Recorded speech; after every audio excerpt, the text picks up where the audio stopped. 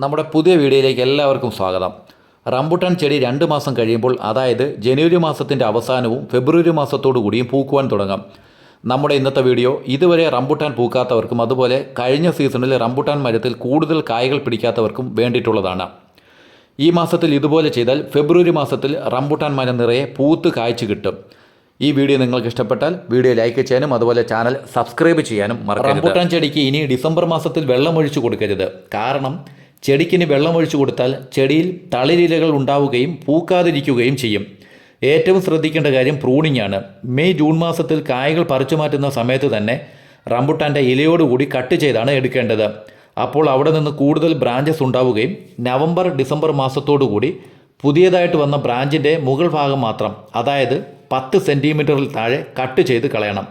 ഈ കട്ട് ചെയ്തതിന് താഴെ നിന്ന് കൂടുതൽ പൂക്കുകയും കായ്ക്കുകയും ചെയ്യും.